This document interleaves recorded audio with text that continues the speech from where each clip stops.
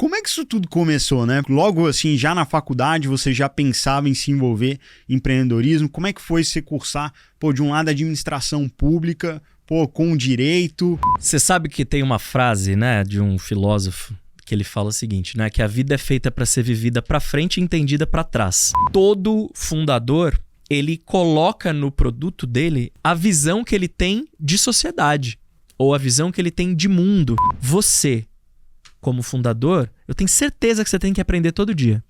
Eu sou quase aprendedor e não empreendedor. O tempo inteiro. Educação é uma tese, para mim, de país. Eu acredito que se a gente não tiver educação, a gente não vai prosperar como país. Toda empresa tem um papel social e ambiental importante. E eu não estou falando de ESG. O que se pede das empresas hoje é um papel expandido na sociedade.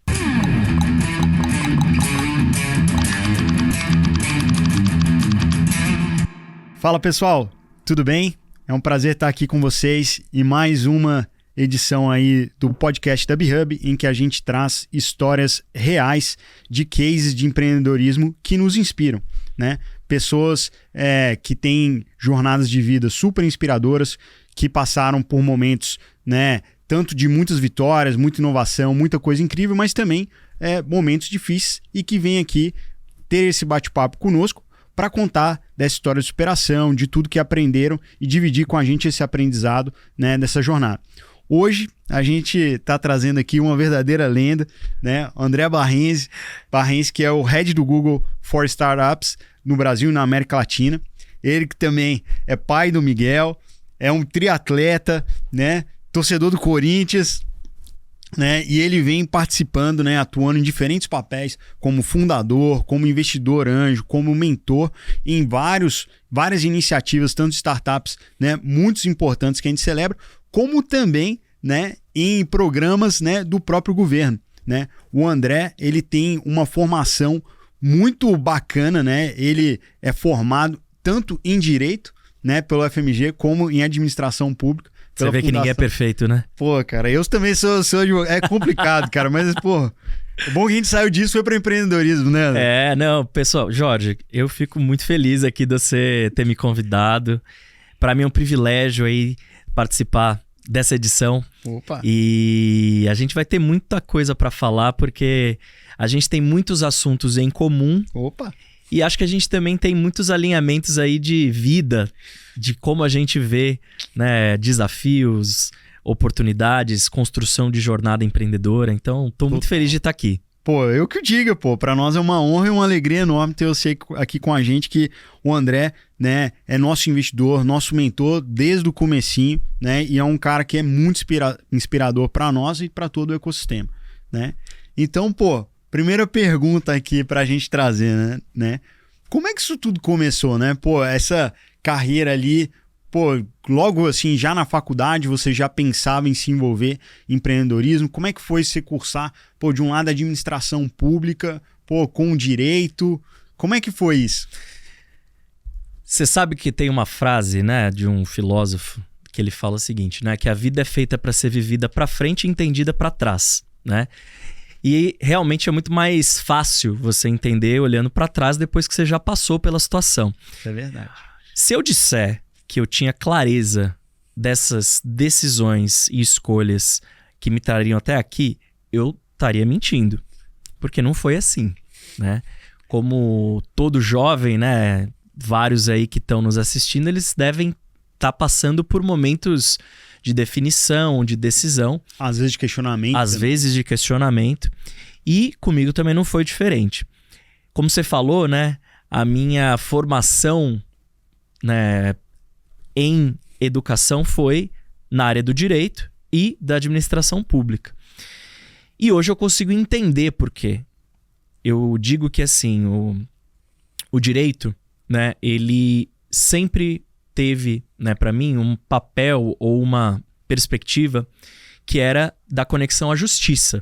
Então, eu sou filho, né, da vetusta casa de Afonso Pena, né, que é a Faculdade de Direito da UFMG, que é uma faculdade que tem essa, eu diria que essa vocação para temas ligados à justiça, né? A discussões muito profundas sobre ética, né? Sobre a moral, né? Da aplicação do direito. Isso sempre me fascinou. Ao mesmo tempo, eu sempre tive uma pegada de criar impacto. E aí, em algum momento, né? Eu descobri que existia essa formação em administração pública porque eu sempre vi o governo como uma plataforma incrível de você criar impacto, né? Qualquer empreendedor está buscando um mercado grande. O mercado do governo é enorme. E a quantidade de problema para ser resolvido no qual o governo é parte é maior ainda. É maior ainda, né? E aí a capacidade de um bom governo gerar impacto positivo na vida das pessoas é maior ainda. Então, eu olhando para trás hoje consigo entender essa conexão. Agora, eu diria que a conexão com a tecnologia e com o tema, né, de empreender vem da minha casa. Então, eu sou filho, né, de uma mulher negra piauiense que foi professora. Então, a educação sempre teve também papel uma grande conexão fundamental na minha vida. Eu sempre fui bom aluno. Sempre gostei de estudar. Percebe-se, né? Afinal de contas, currículo desse, pô. Eu sempre gostei. Por conta muito da minha mãe. E o meu pai é um homem branco, portador de deficiência auditiva, que teve, né, acho que na sua jornada, sempre um papel ali muito de buscar conhecimento, às vezes de maneira autodidata, mas que se enveredou para parte de tecnologia muito cedo, ou no momento em que ainda era muito incipiente esse mercado aqui no Brasil. O meu pai foi um dos primeiros programadores, eu acho, né, que se formou aqui no Brasil lá nos anos 70. Então, ele, na certidão de casamento dele com a minha mãe, tá lá, Edmeia, professora, Odair, programador. Isso em 77. Então, assim, as pessoas não deviam nem saber exatamente o que meu pai fazia como programador. Mas eu sempre tive esse privilégio de ter a tecnologia muito presente na minha casa. Foi sempre fomos uma família ali, acho que de bases muito sólidas, muito humilde, que acho que teve que batalhar muito ali os meus pais para nos darem uma boa vida e uma boa educação. Só que eu me lembro desde pequeno, assim, de eu ter um computador em casa. E isso, de alguma forma, ficou ali nessa, eu diria que nessa trilha que depois me levou à decisão de trabalhar, de me aproximar da tecnologia. E aí eu costumo dizer que eu sou parte, né, de um momento em que o ecossistema de startups, que hoje todo mundo fala, ecossistema de startups, ninguém entendia ou não existia isso ainda no Brasil.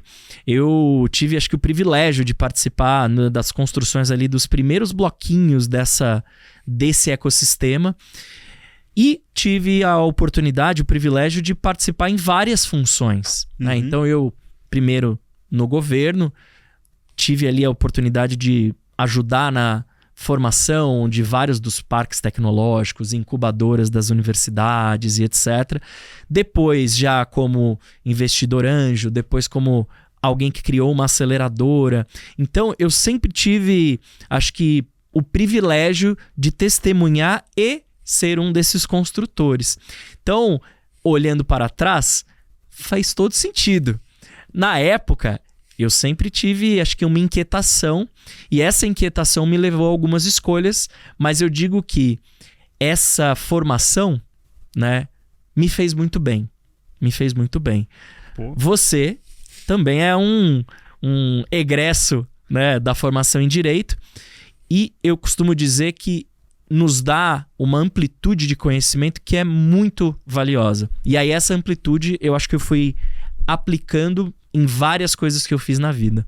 Percebe-se. Não, assim, eu acho que assim, eu também como egresso aí da carreira jurídica, né, acho que você abre a cabeça, tem algumas ferramentas da forma como você pensa, né, premissa maior, premissa menor, por conclusão, isso também te ajuda ali a também problematizar de uma forma mais sintética ali alguns problemas, que também é um ponto importante na vida de empreendedor em tecnologia. Então acho que tem várias coisas que são interessantes. Tem um lado ali que é a questão do risco, né? Exato. A gente tenta minimizar os riscos, né? Como Eu nem digo que eu sou advogado, eu falo que eu sou formado em direito, né? Mas uma coisa que você faz é sempre tentar minimizar os riscos em instrumentos jurídicos que vão dar essa segurança, né? E empreender é, por natureza, uma atividade de grande risco. Absolutamente. Né? Mas a capacidade de um bom empreendedor de identificá-los e construir, né, um ferramental que vai ajudar a que eles não se realizem, né? Cara, é fundamental. E aí faz muita diferença você ter este raciocínio, o que é muito valioso para quem está empreendendo. Bom ponto, bom ponto. Aqui no Brasil, assim, a gente tem alguns exemplos. Acho que, poxa, um exemplo que para mim é super inspirador, a Luísa Trajano. Ela é formada em Direito. Maravilhoso, né? Ela é incrível. Lá fora também a gente tem algumas pessoas que estavam estudando Direito e depois acabaram saindo. Pô, o próprio Bill Gates está estudando Direito e eu acho que as formações, né, em humanidades, né, em ciências sociais e humanas, é muito valioso, né? Eu tava... curiosamente, né, eu tava pensando sobre isso. E você tem, por exemplo, né, óbvio, pessoas que vieram de uma trajetória de formação técnica, né, em ciência da computação, engenharia de software, e outras, né, que têm, obviamente, ali muita conexão com o mundo de tecnologia, de startups. Sim. Mas você tem pessoas que têm formações em áreas de outras humanidades. Eu tava vendo essa semana, né? Não sei quando vocês vão estar assistindo esse episódio, mas foi anunciado o novo, ou a nova CEO do Slack, né? Que é uma brasileira, né? E fiquei muito feliz. É uma pessoa que vem de uma origem de produto. Agora, o fundador do Slack, né, que é o Stuart Butterfield, ele tem uma formação, que é uma lenda, ele tem uma formação na área de humanas, né? Ele é formado em filosofia e, salvo engano, em artes e coisas muito pouco ligadas à tecnologia. Mas ele tem uma capacidade de pensar a tecnologia que as ciências humanas dão. Então, isso é muito valioso. Você talvez não tenha isso pensado, mas o que você faz hoje na BeHub, você está automatizando. Sim. E ajudando empreendedores também a minimizarem riscos de diferentes naturezas. Com certeza. Jurídicas, contábeis, fiscais, né? Então, você colocou essa sua visão jurídica, mas a serviço e embedada no código de produto. É verdade, é um bom frame de colocar. Não sei se eu consegui racionalizar isso tudo, mas... É isso. Acho que a gente está construindo. Aos trancos e barrancos. É o caminho, né? Eu adoro, inclusive, também uma outra pessoa, né? Que tem uma formação também que não necessariamente é técnica. E eu sou muito fã dele como fundador e depois como investidor. E como um construtor de ecossistemas, que é o Reid Hoffman, né? Ah, sim. O Reid Hoffman... Fundador do LinkedIn, do LinkedIn, da máfia do PayPal e etc. Mas ele também tem uma formação muito mais na área de humanidades do que propriamente de tecnologia. Mas ele fala, né, que todo fundador, ele coloca no produto dele a visão que ele tem de sociedade ou a visão que ele tem de mundo. Então, eu tenho absoluta certeza, né, que a sua visão tá no produto da BeHub. E a sua visão é a visão que veio influenciada ou formada pela sua formação em Direito também. Também. E também, né, da vida de puxar carroça, que é empreender da vida também. de saber onde a dor tá. Exato, né? Exato. Bom, André, tem uma coisa aqui que é interessante, né? Assim, você estava falando, pô, impacto sempre foi uma coisa que conversou muito com você. E você participou, né? Foi uma das principais, né, cabeças pensantes que deu origem ao CID, que é um programa de aceleração, né, de iniciativas de inovação e empreendedorismo de Minas Gerais. Né? E aí, para o pessoal que está nos assistindo e não sabe, pô, Belo Horizonte, né, a gente tem um celeiro de startups que é o San Pedro Valley. Exato. Né, de onde saíram empresas incríveis, né, como Hotmart, né, Melius, Rock Content... a gente poderia falar pelo menos umas 10. Take. A gente poderia falar pelo menos umas 10 aqui fácil, né? Facilmente. E eu acho que uma parte importante disso vem do CID. Né? Eu acho também. Então, eu acho que o CID, né, para quem não conheceu, foi uma iniciativa muito pioneira aqui no Brasil. Total. Né? Então, em 2011, a gente começou a perceber que havia uma necessidade e, consequentemente, uma oportunidade de termos uma aceleradora na qual o governo seria um investidor nos modelos que já existiam, por exemplo, do Startup Chile, né, do Mass Challenge em Massachusetts e outros, ainda poucas iniciativas pelo mundo. Naquele momento, a gente então foi atrás de entender quais seriam esses modelos existentes e como é que a gente faria isso, modelo mineiro, né? Mais um modelo mineiro conectado ao mundo. Por quê? Porque a gente queria justamente acelerar esse ecossistema que já existia. Não fomos nós que criamos. Um ecossistema de empreendedores, uma comunidade de empreendedores e empreendedoras. Os donos são os empreendedores, são as empreendedoras, né? Então, esse protagonismo é desses empreendedores e empreendedoras. Mas a gente sabia que o governo ser uma parte ativa e conectada a esse ecossistema poderia fazer uma diferença muito grande para o que o ecossistema conseguiria ou como ele poderia evoluir. E foi isso que a gente fez. Acho que com muita humildade, com muita escuta e com muita ajuda, a gente desenhou junto a vários desses empreendedores que a gente mencionou aqui. Eu estou me lembrando de alguns que foram muito centrais nessa construção, né? Então, o Rodrigo Cartacho, da Simpla, foi central para nos ajudar. O Peçanha, da Rock Content, foi central para nos ajudar. O Diego Gomes foi central. O Gustavo Caetano, da Sambatec. E vários outros, né, que nos ajudaram muito nesse momento. E quando a gente criou o Seed, a gente já criou ele conectado ao mundo. Então imagina que a gente aprovou uma lei que Minas Gerais poderia investir em startups que seriam fundadas por pessoas brasileiras ou estrangeiras que quisessem criar e desenvolver seus negócios em Minas Gerais. Então era uma coisa muito inovadora, né? E para aqueles que não eram brasileiros, a gente inclusive era o sponsor, né, o patrocinador de um visto permanente para elas continuarem no Brasil. Então tudo isso foi muito inovador para a época, né? Então 2011, 2012. E aí mesmo para hoje, é super inovador. Hoje, não sei de outro caso assim. Eu acho que o governo ali deu um passo de muita fé e convicção, porque acreditava que aquele era o caminho de uma nova economia para Minas Gerais. E aí a gente se tornou, né, talvez à época, o maior investidor de startups com o maior portfólio no Brasil. Então a gente chegou a acelerar 120 startups, né, e investir em todas elas.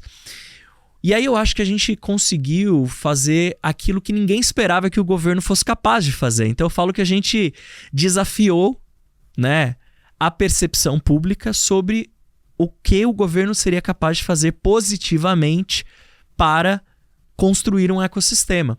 Então tudo isso me leva a crer, ou me levava a crer, que de fato a gente conseguiria criar algo de muito impacto, que foi o que aconteceu. Total. E aí eu digo que o Seed ele continuou e continua, né, independente de nós, o que continua provando o impacto positivo de uma iniciativa como essa, que teve que ser ajustada, passou por momentos ali de desafios importantes nas mudanças de governo, mas que continuou porque a comunidade chancelou que era importante. E a comunidade falou, não, precisa da continuidade em um modelo diferente, em um formato ajustado, mas porque isso é importante para o ecossistema empreendedor de Minas Gerais e do Brasil. Total. Então eu falo que esse reconhecimento é o maior impacto de uma iniciativa ou de uma política pública como foi o Seed.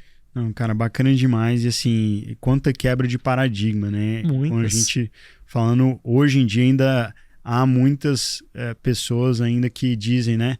O Estado, o papel do Estado na economia, que dizem, só não atrapalhar. E a gente vê uma iniciativa tão importante e no front da inovação, né? Super, então, super. Muito vanguardismo. Eu costumo dizer que é assim, né?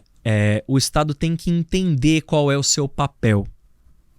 Em algumas áreas de política pública é necessário um Estado mais atuante, porque nós temos muitos desafios e nem todos vão ser resolvidos apenas pelo mercado. Perfeito. Em outras áreas, de fato, o Estado pode ter uma participação menos ativa, né? Mas essa compreensão de qual é o tamanho e o modelo da sua participação é o que ajuda a você entregar melhores resultados. Então eu acho que ali, naquele momento, o que a gente fez era o necessário.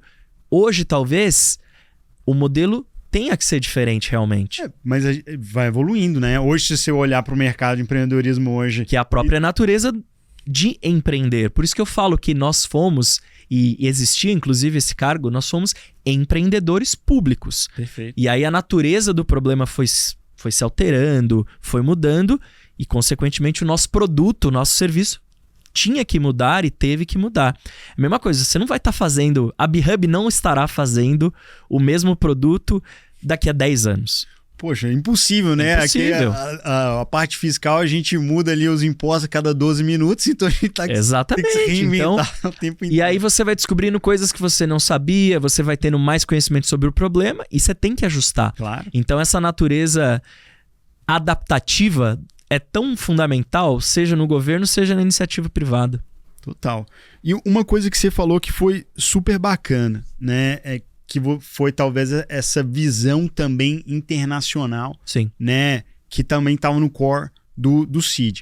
Depois você teve uma passagem por Londres, né? Onde você chegou a fundar uma startup e conheceu ali também desse ecossistema de empreendedorismo lá fora, né? UK, europeu. Como que você viu, né? E talvez como se compare lá o que você presenciou desse ecossistema vis-à-vis o que você estava vendo aqui no Seed? Olha, eu diria que assim, né? Eu tive o privilégio, a oportunidade de conhecer muitos ecossistemas ao redor do mundo, né? Um deles foi quando eu fui fazer o meu mestrado, né? Na London School of Economics, que eu digo que eu peguei um momento pivotal, assim, do ecossistema de Londres, né? E do Reino Unido especificamente, que foi quando ele estava começando. Diferente de outros ecossistemas, como por exemplo de Minas Gerais, né?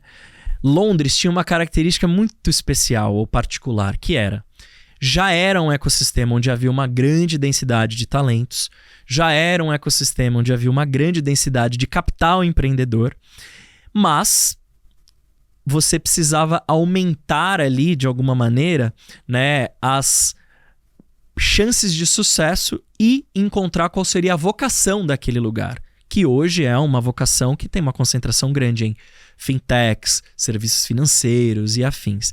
E organizar um pouco estes atores do ecossistema, né? Então, eu sempre tive esse olhar mais de ecossistema e eu aprendi em todos os que eu tive a oportunidade de conhecer. Do mesmo jeito Israel, que eu conheci depois já estando no Google, eu conheci também na época, né, que eu tive no governo, o ecossistema de Singapura. Então, eu sempre tive esse olhar para entender, como cada um desses lugares organiza e faz esse ecossistema se desenvolver. E a verdade é que não tem fórmula, né? Eu digo que cada um tem que endereçar o desafio que tem. No nosso caso, em Belo Horizonte, a gente tinha ali um desafio grande, que era, para uma determinada etapa da jornada empreendedora, havia uma lacuna de financiamento e, somado a isso, havia também ainda, né, uma questão de cultura empreendedora, né? Você é de BH ou sua família é de Minas, né? Sim. Seu pai é empreendedor na área de cultura. Empreender em Minas, ou melhor, os jovens e os talentos de Minas, eles ainda tinham uma visão, né, de trabalhar em empresas maiores, em construírem carreiras talvez um pouco mais tradicionais e previsíveis. Tanto é que a gente brinca, né, que assim, lá em BH, na época assim de vestibular, de Enem, você sempre passava, tinha na rua, parabéns, filha de não sei quem, aprovada em medicina, parabéns, a pessoa X aprovada em limitam o direito. Horizonte, né? Então você tinha ali ainda uma visão mais tradicional do mercado de trabalho. Então a gente tinha ali, a gente brincava que a gente queria assim perguntar, que dali a algum tempo a gente perguntasse para um jovem e ele dissesse assim, não, o que você quer ser quando quando você crescer, né? Boa. Eu quero ser empreendedor. Eu quero ser empreendedora. Então a gente brincava entre nós que a gente estava justamente fazendo com que esses talentos de Minas Gerais eles se conectassem a essa visão mais global, e aí por isso a conexão também com outros mercados ou empreendedores de outros lugares, para trazer essa cultura empreendedora para Minas. E, em paralelo, a gente ajudasse a diminuir os riscos de quem queria empreender. E aí foi quando a gente então criou um fundo, uma aceleradora, que investia nesse estágio inicial para tirar um pouco esse risco percebido e trazer mais empreendedores e empreendedoras para o mercado e para o ecossistema. Então eu diria que assim, cada um desses ingredientes que formam um ecossistema, eles vão ter importâncias e necessidades específicas em ambientes e ecossistemas diferentes. Então, aqui, por exemplo, em São Paulo, né, não há esse desafio tão grande quanto a gente tinha lá em Minas em relação à cultura empreendedora. Acho que já é algo muito mais, ou já era algo muito mais consolidado. Mas eu digo que São Paulo tem outros desafios, né? Então, a gente precisa identificá-los, e Recife tem outros desafios, e Manaus tem outros desafios, e Curitiba, Florianópolis tem outros desafios. Então, quais são esses ingredientes que hoje já estão muito bem mapeados, que vão ajudar, e no nível de detalhe, que antes a gente não tinha, 10, 12 anos atrás a gente não tinha isso. Agora também a gente tem esse histórico, a gente vê como evoluiu. Histórico, comparações, muito mais dados, muito mais clareza de fatores críticos de sucesso para criar ambientes empreendedores de maior sucesso. Não, bacana demais. Fazendo um shift agora, né? Você estava citando, né, que quando você estava no Google, você teve contato também a outros ecossistemas de inovação, né? Hoje, principalmente no cenário de startups, você é o cara do Google, né?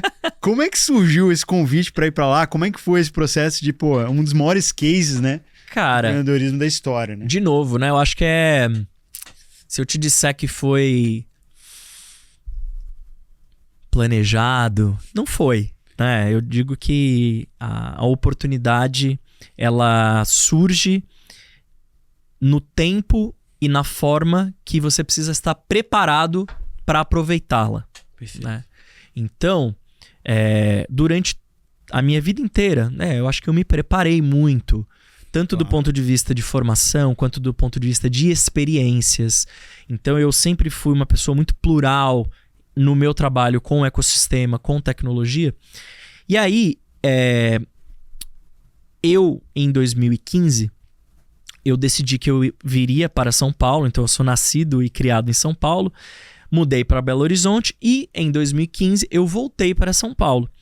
Me tornei, né, sócio, né, de uma startup incrível, que teve uma jornada super importante dentro do ecossistema de EdTechs, né, que é a Geek. É a Geek, belíssima empresa. Belíssima empresa, muito fã do Sasaki, do Bom Tempo, de todo mundo que participou e participa dessa jornada até hoje. E, naquele momento, eu recebi um e-mail Hi from Google. Eu até achei que era um e-mail que eu tinha estourado alguma coisa ali de armazenagem da minha conta, teria que pagar para ter mais capacidade de armazenamento, mas na verdade era uma pessoa do Google que estava começando a recrutar e recebeu uma indicação do meu nome para essa posição, né, da pessoa que iria liderar a iniciativa de startups do Google aqui no Brasil e também iria ser o responsável pela abertura de um espaço físico que existe até hoje, que é o Google for Startups Campus ali na Paulista. Naquele momento, eu estava super bem na Geek, estava, curtindo muito a minha vida ali empreendedora. Um desafio gigante que era levar uma solução de tecnologia para um mercado que é bastante público, né, que é a educação. Mas participei ali de um processo muito longo. E em 2016 eu fui para o Google. Então estou completando agora 7 anos de Google já. Porque eu entendi que era uma excelente oportunidade para eu criar ainda mais impacto nesse ecossistema que eu já tão bem conhecia. E numa outra perspectiva, né? Eu falo que muita gente fala, nossa, mas você foi do governo, foi parar no Google. Eu falo, sim, por quê? Porque o problema que eu gosto de atuar e que eu decidi atuar nesses últimos tantos anos, ele não é um problema unidimensional ou que vai ser resolvido por um único ator. O governo é parte, os empreendedores são parte, os fundos são parte e também as iniciativas de empresas de tecnologia são parte. E o Google tem no seu DNA empreendedorismo. Total. Então, eu falo que fez muito sentido para mim, porque quando uma empresa que tem no seu DNA empreendedorismo deseja e quer e tem a genuína vontade de apoiar outros empreendedores, a possibilidade do que isso vai criar é infinita. E aí, eu falo que eu fui para o Google com a mesma missão e a mesma vontade que eu fiz tudo que eu fiz no governo, que eu fiz tudo que eu fiz empreendendo, que eu fiz tudo que eu fiz investindo. Com uma plataforma belíssima que é o Google para gerar impacto também. Então, olhando para trás de novo, fez todo sentido. E continua fazendo muito sentido porque, pela própria natureza adaptativa do problema, a gente continua fazendo coisas muito diferentes nesses 7 anos, né? Passamos aí por várias fases do próprio ecossistema brasileiro, né? Eu falo que o ecossistema brasileiro, ele não é igual a 1 ano atrás. Imagina há 7 anos atrás, que é o tempo que a gente vem trabalhando como Google for Startups aqui no Brasil e também na América Latina. Então, eu diria que é um desafio que ele é praticamente infinito, porque sempre vai ter coisas importantes pra gente fazer para resolvê-lo. Total. E assim, poxa, você testemunhou em primeira mão e participou, né, da aceleração desse desenvolvimento de algumas das startups mais marcantes que a gente tem no ecossistema, né? Sim. Então, há 7 anos atrás, acho que a gente não tinha nenhum unicórnio brasileiro. Não tinha. E você participou efetivamente, né, de programas de aceleração de Nubank, Creditas, Log, IDWall, Gup, tem muitas que a gente tem muito orgulho de ter trabalhado junto com elas. Por quê? Porque são todas, né? Eu acho que empresas que, primeiro, a gente admira muito os fundadores, que a gente acha que estão construindo, de fato, negócios muito relevantes em diferentes mercados e que, de fato, tiveram um impacto muito grande nesse ecossistema como um todo, porque ajudaram a consolidar essa cultura empreendedora que hoje parece algo natural. A gente falar de ecossistema de startups, nossa, parece algo muito natural, mas que foi graças a esses empreendedores e empreendedoras que tudo isso se consolidou nos últimos anos. Especialmente, eu diria, né, nos últimos 3 a 4 anos. Que foi quando, de fato, os casos de sucesso começaram a se tornar mais conhecidos, né? Mas eu costumo dizer o seguinte, Jorginho, para cada caso de sucesso, eu falo assim, cada caso de sucesso que aconteceu da noite pro dia demorou 10 anos. 10 a mais 15 às anos. vezes. Então, da noite pro dia, né? Demorou 10, 15 anos. Não, e você vendo, né, desde lá de trás, pensando, cara, com o Cid, pensando, cara, na construção, nesse fomento do ecossistema e a gente vendo isso. O que você acha que a gente evoluiu em termos, né, de ecossistema e quais depois você acha que serão os ingredientes dessas empresas que, né, prosperaram muito dentro dessa evolução do próprio ecossistema em si? Ou talvez os ingredientes fundadores? Claro, vamos lá. Então, eu diria que o seguinte, né? O nosso ecossistema, ecossistemas empreendedores, né? Isso tem muita literatura, muita coisa estudada, com muita seriedade. Tem ingredientes fundamentais, né? E esses ingredientes, então, eu diria que são talento, densidade de empresas mesmo, então, densidade de startups, acesso a capital empreendedor, regulação e eu diria que um quinto é diversidade, tá? Então, existe muita coisa já muito e obviamente um mercado. Claro. Um mercado consumidor de tecnologia, né? Se a gente olhar esses ingredientes, a gente vê que o Brasil evoluiu muito em praticamente todos eles. né? Se a gente for olhar densidade de startups, é impressionante a quantidade de novas empresas, novas startups. Os últimos números da ABS falam algo em torno de 15 mil, 14 mil, 15 mil startups. Se a gente for olhar isso lá atrás, era um número muito menor, muito menor. Talentos, né? A cultura, né, de você se formar ou de você ir trabalhar numa grande empresa está pouco a pouco sendo atualizada para... Nossa, eu gostaria de criar uma solução, de criar um negócio. Ou mesmo de trabalhar numa startup. Ou de trabalhar numa startup para me dar experiência e depois eu empreender. Um exemplo muito legal em Belo Horizonte, né? Eu falo que você tem as startups de segunda e terceira geração já, né? Empresas como, né, a própria Rock Content, a Hotmart, a Tribe, já são segundas ou terceiras gerações de outras empresas que vieram antes.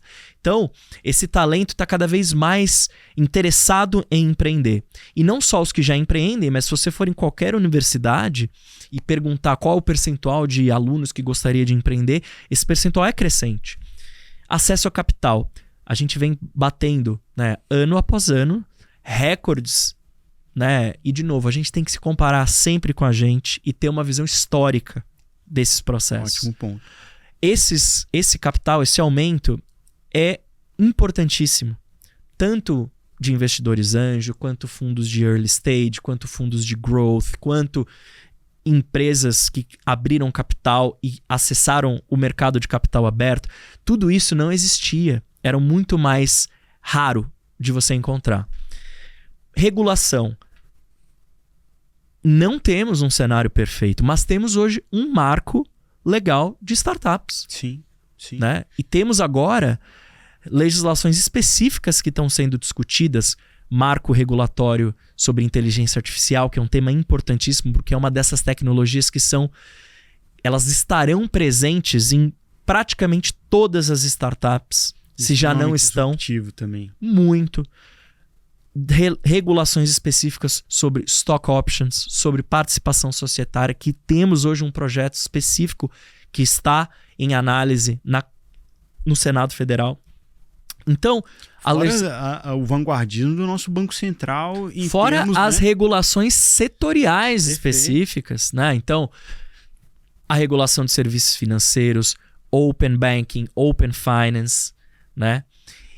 Aí você entra, né, por motivos muito, eu diria, de muita necessidade, regulações específicas nos setores de saúde. Perfeito. Né, por conta da pandemia, telemedicina, terapias à distância, marketplaces de profissionais de saúde, tudo isso avançando muito. Então, a regulação está avançando. Né? E quando a gente fala, né, de tamanho de mercado, o mercado de tecnologia no Brasil, ele cresce e não cresce pouco, ele cresce muito.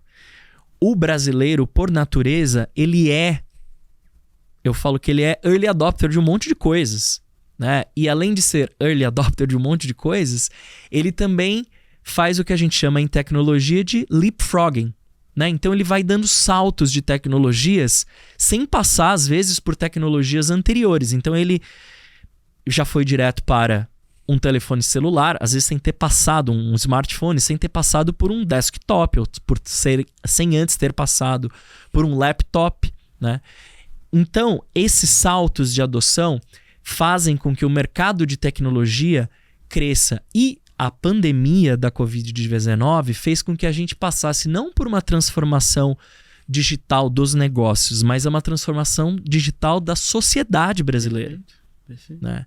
E aí, agora, né, a gente está passando por um ajuste, porque tivemos um crescimento muito acelerado, agora estamos ajustando, mas em um patamar superior, um patamar maior do que eram os mercados lá atrás. Total. E o tema de diversidade é um tema que a gente precisa encarar de frente e que pode ser um ingrediente secreto, o molho secreto do Brasil. Né? A gente é um país, por natureza, que tem, né, diversidade na sua essência, e a gente precisa fazer com que essa diversidade regional, de gênero, racial, ela se reflita também nesse ecossistema, para que todos esses grupos que ainda hoje são minorizados no ecossistema de startups e no mercado de tecnologia possam fazer parte. Por quê? Porque eles são também parte deste grupo de consumidores. Então eles precisam ter soluções sendo criadas para estes grupos, porque eles são maioria, inclusive. Exato. Né? Então, é importante a gente pensar, né, na diversidade não apenas do ponto de vista do que é importante e socialmente correto da gente fazer, mas economicamente importante e economicamente correto da gente fazer. E aí, né, só para terminar, claro, por favor. Esses ingredientes, soma-se a eles os ingredientes dos empreendedores, que para mim eu tenho alguns, tá? Eu diria que talvez um dos grandes ingredientes dessas startups que passaram pelos nossos programas e que eu certamente vi em comum desses empreendedores, primeiro é o seguinte, são empreendedores e empreendedoras que escolheram mercados grandes. Se você vai empreender, empreende num mercado grande. Grande. Não escolhe ali um mercado que, não sei se é realmente grande. Não, escolhe um mercado grande. Você pode começar resolvendo um problema específico e pequeno, focado. Mas o mercado tem que ser grande. Porque aí as suas vias de crescimento vão estar sempre ali. Você vai ter sempre para onde crescer. Esse, para mim, é um ingrediente desses empreendedores e dessas startups. O segundo, a qualidade desses empreendedores e dessas startups e empreendedoras, né, que estão construindo essas startups. E eu não estou falando de formação acadêmica. Eu estou falando, de fato, de empreendedores e empreendedoras que têm experiência, que tiveram desafios e ao mesmo tempo encontraram soluções em, né, episódios de vida passados, pessoais ou profissionais. E, para mim, também são empreendedores e empreendedoras que são, eu falo que são coachables, que são aqueles que vão ouvir conselhos, vão ouvir os seus investidores, vão ouvir o mercado, vão ouvir o usuário, que não estão apenas apaixonados pela solução, mas apaixonados pelo problema e humildemente aprendendo sobre aquele problema diariamente. Então, esses para mim são os empreendedores que eu considero, as empreendedoras que eu considero fabulosos. Muito bom. E construindo empresas também fabulosas. Bacana demais. Esse primeiro comentário seu é engraçado. Outro dia eu estava ouvindo um podcast sobre a história da Sequoia.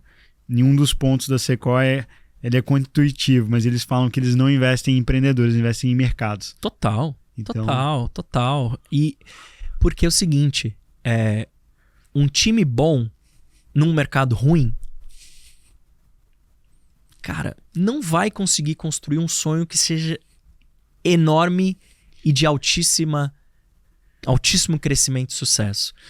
Agora, se você for um empreendedor bom, uma empreendedora boa, talentosos, coachables, que tem uma visão, né, incrível sobre produto, sobre a construção de uma empresa, num mercado bom, grande, que cresce,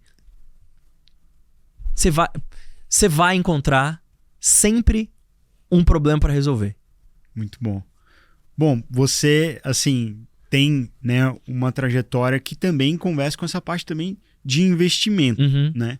E tem um mercado que eu acho que é muito especial para você, conversa muito com você, que é o mercado da educação. Sim. Né? Você participou isso com a Geek, você é investidor anjo também na Tribe. Sim. Né?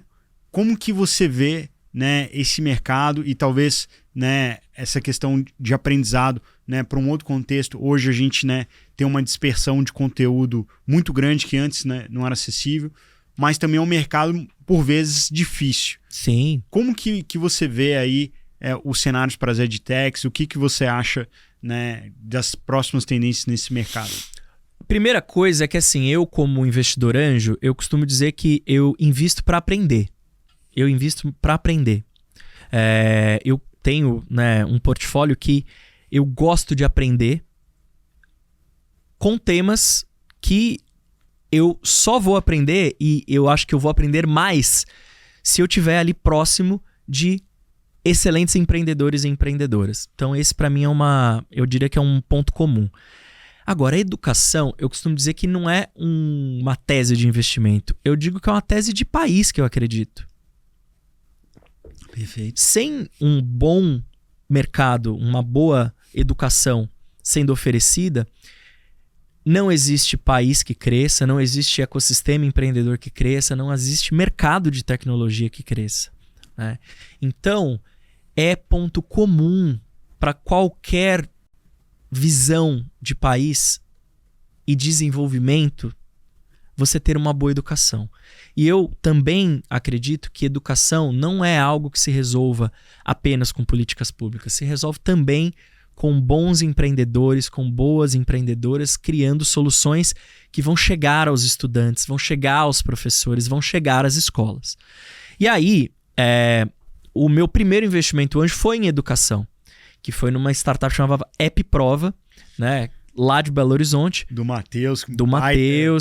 Goiás. Aliás, um excelente convidado para vocês trazerem aqui para assar a batata dele. Para assar a batata dele. Mas, por quê? Porque eu realmente acredito, né, que as soluções de educação podem ter um impacto desproporcionalmente grande na qualidade e no acesso a uma boa educação. E aí, de lá para cá, eu fui me aproximando, entendendo. Eu já tinha um conhecimento, já sabia bastante sobre o setor ou sobre os problemas da educação da minha época de governo, mas eu realmente acredito que as startups podem e vão ajudar muito, não só a resolver os problemas da educação formal, mas os problemas e desafios deste novo mercado de trabalho que a gente sabe que vai ser necessário. Vão ser necessárias novas habilidades, novos conhecimentos e que a tecnologia pode ajudar a dar acesso e curar bons conteúdos, porque a vida de um estudante ou a vida de quem aprende, ela vai ser praticamente infinita ou eterna. Você, como fundador, eu tenho certeza que você tem que aprender todo dia. Eu sou quase aprendedor e não empreendedor. O tempo inteiro. Você tem que aprender alguma coisa. E aí não necessariamente é sentado numa sala de aula, recebendo conhecimento. Você tem outras formas hoje de adquirir conhecimento. Total. O YouTube é uma grande sala de aula. Para mim, é a maior plataforma de educação que eu vejo, assim. E eu tenho uma coisa que eu acho maravilhosa do YouTube, é que ele vai te conhecendo. E ele vai te recomendando infinitamente, né? Por ele, assim, ter esse caráter peer-to-peer. Assim, conteúdos, infinito. Pessoas, canais que você vai acessar conhecimento que você precisa. E aí, né, a gente pode falar desde pessoas como você, que estão, assim, na frente, na vanguarda de que tipos de conhecimento você precisa adquirir, mas também de uma massa da população, um grupo muito grande da população do país que vai precisar saber, se atualizar, ter mais conhecimento sobre tecnologia para conseguir se manter ativa, né, no mercado de trabalho que é cada vez mais importante. E também, né, de jovens ou crianças que vão precisar também, né, de melhores formas e conteúdos para, junto ao conhecimento dos professores, terem a atualização daquilo que precisarão ao longo das suas vidas. Então, educação é uma tese, para mim, de país. Eu acredito que se a gente não tiver educação, a gente não vai prosperar como país. Por isso é tão importante. Mas eu tenho outros investimentos de setores que eu estou aprendendo um monte. Eu aprendo um monte com vocês. Eu aprendo um monte, né, com outras investidas que estão em mercados e modelos de negócio que eu falo, caramba, isso aqui é muito interessante, né? E para mim é um privilégio também contribuir, que seja um pouquinho com esses empreendedores, com essas empreendedoras, porque a jornada não é fácil. Né? Então, se eu puder compartilhar um pouco, cara, eu já vou ficar muito, muito feliz. Muito bom o que você disse, eu vou voltar nele daqui a pouquinho. Mas um outro ponto, né, assim como a gente estava falando, né, a educação ela também tem esse caráter de ser um meio de transformação social. Uhum. E achei muito interessante quando você estava colocando dos ingredientes que você mencionou diversidade. Esse também é um tópico também muito importante para você, e você fez uma iniciativa que tem relevância para o mundo, né? Que é o Black Founders Fund. Uhum. E é muito interessante a sua visão porque ela congrega, não é, eu vou fazer isso por conta só do impacto. Não, também é economicamente interessante. Absolutamente. Uma parcela muito importante da nossa população, né? É a maioria, a população negra. Sim. Então, é importante que a gente tenha empreendedores negros criando soluções para o mercado de pessoas. Cara, a gente vive num país, né, que tem, segundo, né, os últimos dados que a gente tem acesso, 56% da população é formada por pessoas negras. Pessoas negras, né, no Brasil são pessoas pretas e pardas. Esse grupo, né, essa parcela da população é uma parcela, né, que consome, que quer acessar produtos, serviços como qualquer outra parcela da população. Então, você pensar em diversidade no seu time que vai trazer a visão de uma parcela da população que é tão economicamente relevante quanto a população negra, ou a gente poderia falar também de um outro grupo que ainda é minorizado no ecossistema de startups, no mercado de tecnologia, que são as mulheres, por exemplo, né? Cara, se você ter uma visão que pensa neste grupo, quando você está desenvolvendo o seu produto, seu modelo de negócio, a sua estratégia de go-to-market, a sua comunicação, é inteligente do ponto de vista de negócio. É isso aí. Para além de inteligente na sua estratégia de negócio, também é importante porque toda empresa tem um papel social e ambiental importante. E eu não estou falando de ESG, eu estou falando da função social das empresas, que inclusive a gente estuda, né, no direito, né, no direito empresarial, no direito comercial. E a função social das empresas, ela também evolui. Não é só você ter um emprego formal que contribui, né, e segue toda a legislação relacionada a direito trabalhista, previdenciário. Não. O que se pede das empresas hoje é um papel expandido na sociedade, né? E aí, eu não estou dizendo que você... Nossa, mas então agora, além de fazer um negócio, eu ainda tenho que pensar em todos esses aspectos. Cara, sim, é importante. Vai ser bom para você, porque vai ser bom para o país também no médio e longo prazo. Então, eu não acho que os empreendedores tenham que ver isso como, nossa, é algo a mais que eu tenho que fazer um checklist para a minha empresa, além do negócio em si. Mas é uma visão, eu convido os empreendedores a terem uma visão ampliada da sua responsabilidade como empreendedores e da responsabilidade socioambiental das suas empresas. O Black Founders Fund, ele tem um objetivo muito específico, muito claro, que é: nós queremos ajudar a aumentar e mexer no ponteiro de diversidade racial dentre as startups que nós trabalhamos e, consequentemente, nas startups que compõem o ecossistema no país. Os dados mostram, né, os poucos dados públicos disponíveis mostram que o acesso a capital por parte de grupos como empreendedores e empreendedoras negros e negras, ele ainda é um desafio, porque vivemos, né, um mercado que, apesar do crescimento, ele é um mercado que ainda não evoluiu nessas questões de alocação de capital. Não porque o capital não está disponível, mas porque também precisamos reconhecer que há vieses inconscientes nas decisões, inclusive nas decisões de alocação de capital. E aí o nosso papel como fundo é nós emprestarmos ou nós investirmos além do capital financeiro, que nós investimos sem contrapartida ou participação societária, mas nós investirmos também a nossa credibilidade, a nossa reputação como Google e o nosso acesso ao mercado para estes empreendedores e empreendedoras terem acessos iguais aos demais empreendedores e empreendedoras durante a jornada de construção das suas startups. Então, o que nós fazemos é, de fato, emprestar esse nosso capital reputacional para que eles possam crescer nas mesmas condições que outros. E aí, a gente não vai resolver o problema sozinho. É um problema grande, é um problema desafiador.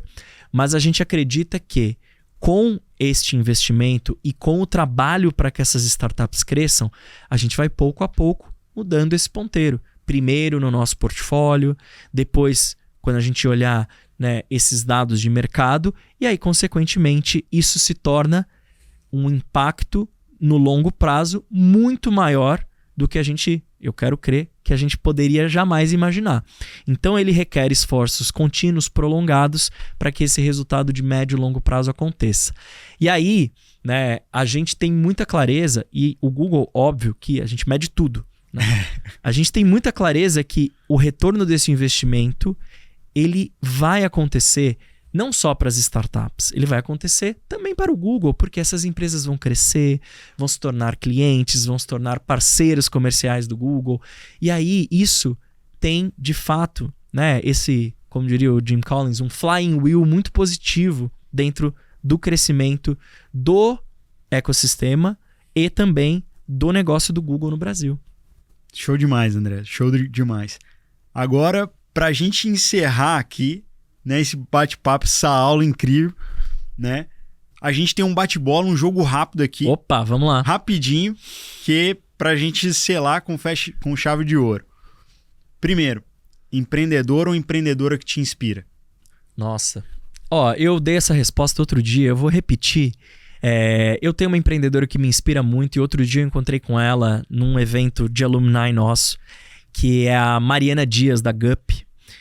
Incrível empreendedora. Incrível empreendedora. Eu tenho o privilégio de conviver com ela há muitos anos. A Gup, que hoje, salvo engano, aí deve estar na casa das 700, 800 pessoas. Eu conheci a Gup quando eram 7 pessoas. Nossa. E eu consigo ver que nesse crescimento, né, de 100x de um time, ela não descuidou de pilares fundamentais da cultura, inclusive que tem a ver com muita performance, tem a ver com muita entrega, com muito crescimento, mas também tem a ver com muita humanidade e um olhar de diversidade que eles não abrem mão. Bacana, bacana, belo exemplo. Seu livro favorito? Eu falo que tem livro favorito da semana, né? Mas, cara, eu tenho um livro que me inspira muito. Pode ser 2? Você que manda. Tá, tem um livro que me inspira muito, ele tá sempre ali na minha lista de livros favoritos, que é um livro do Viktor Frankl, né, que se chama Em Busca de Sentido. Né? O Viktor Frankl, ele foi Man's Searching for Meaning. Man's Searching for Meaning, exato. Ele foi o pai da terceira escola de Viena. Exato, e ele foi, né, um dos prisioneiros de campo de concentração na Segunda Guerra, e ele escreveu o livro justamente a partir dessa experiência em primeira pessoa, individual, sobre a importância e a centralidade, né, do sentido, do propósito, para você encontrar o caminho para qualquer desafio. Então, no caso dele, era sobreviver ao Holocausto. Sim. Então, isso é maravilhoso. E um outro que eu recomendo fortemente, porque é uma pessoa dessas que eu falo que privilégio termos vivido no mesmo planeta, de Martin Luther King, né? Que ele tem um livro que se chama A Dádiva do Amor, né? Que são sermões dele que foram compilados, mas que fala sobre, acima de tudo, sobre liderança em tempos difíceis, sobre você liderar movimentos né, sociais ali. Sim. Em tempos difíceis, mas também sobre você se liderar, você ser um líder que tenha, né, essa humanidade em tudo que você faça. Então, A Dádiva do Amor é um livro incrível. Bacana demais. Não li, mas... Vou te dar de presente, então. Opa, eu quero. Bacana demais. Bom, até hoje, né? Qual que é o maior acerto que você julga, assim, na sua vida profissional até hoje? Ou Olha, pessoal também. Não, eu vou falar na vida profissional. Eu tenho um mentor, né? O nome dele é Francisco Gaetani. É um cara que eu admiro muito, assim. E ele sempre me falou, André, na vida a gente vai errar muito mais do que acertar, né? Mas eu falo que eu tenho o privilégio de ter acertos que eu me orgulho muito, que me deram muita... Eu acho que me deram muita sensação, né, de missão sendo cumprida, missão sendo vivida. O Black Founders Fund é um deles, até por dialogar com a minha vida pessoal, a vida da minha família, né? Então eu tenho isso como um privilégio que a minha carreira me possibilitou criar ou liderar, né? Porque ninguém cria nada sozinho, mas me possibilitou liderar. E um outro é o Cid, porque eu acho que ele foi também um desses projetos, uma dessas iniciativas que ela viveu e vive para além de tudo que eu fiz. Então isso é a própria constatação de um impacto, que ele vive para além da sua atuação e vive bem, e que bom que ele continua. Perfeito. E pra gente encerrar, né? Estamos aqui falando de batata assando e tudo mais. Rapaz. Qual que foi a maior bola fora da sua vida profissional? Rapaz, Maria, tem tantas também. Mas assim, eu diria que... Eu vou falar assim um tema, né? Eu acho que uma maior bola fora da minha vida profissional foi ter negligenciado em um momento da minha carreira a minha saúde mental. Bacana. Então essa foi uma grande bola fora. Eu, num determinado momento da minha carreira, eu tive sinais muito claros de burnout, sinais muito claros até ali de uma exaustão, de eu ter chegado ao limite. E uma bola fora da minha vida foi ter negligenciado isso. Por quê? Porque quando você negligencia a sua própria saúde, especialmente a saúde física, mental e a emocional também, você está operando aquém das suas maiores capacidades. E não tem nada que me machuca mais do que eu sentir que eu estou fazendo menos ou pior do que eu sei que eu posso. Então, essa negligência teve um custo para mim. Claro. Eu demorei ali um bom tempo para eu sentir que eu estava voltando à minha própria capacidade. E aí, nesse período, eu tomei decisões muito erradas. De iniciativas que eu ia fazer, de pessoas que eu iria me tornar sócio. Então, mas a raiz foi essa negligência com a minha saúde mental. Então, a minha batata assou, cara. Minha batata assou, assim, grandão. E aí, eu dou esse conselho, né, para todo mundo. Priorizar a saúde mental, porque quando ela assa, quando a batata da saúde mental assa, é difícil de você voltar atrás pro ponto neutro e conseguir ser novamente aquela sua melhor versão. Perfeito, perfeito. Ótimo conselho aí, o autocuidado é fundamental. Bom, André, obrigado pela aula de vida, aula profissional, por tudo. A gente podia ficar horas aqui conversando. Pô, eu gostaria também, mas ele também é pai do Miguel também. Eu tenho outros compromissos. São muito mais importantes, inclusive. Rapaz, esse compromisso aí, ele é inadiável. Mas eu tô muito feliz de ter vindo, cara. Que bom que deu certo. Que bom que esse projeto, né, é mais um que vocês estão criando aí para apoiar uma comunidade que precisa, né? Acho que precisa se inspirar, precisa se conectar com a vulnerabilidade também de outras pessoas empreendendo, não só com os sucessos, né? Mas a vulnerabilidade de você conectar com alguém que está passando ou passou por um desafio é fundamental. Total. Então, parabéns demais aí por mais um projeto, que a batata asse por muito tempo aí. Maravilha. E a gente precisa de bons exemplos como você pra gente se inspirar. Muito feliz de estar aqui. Obrigado, viu? Obrigado você, André. Valeu, galera. Valeu, pessoal. Um abração. Um abração.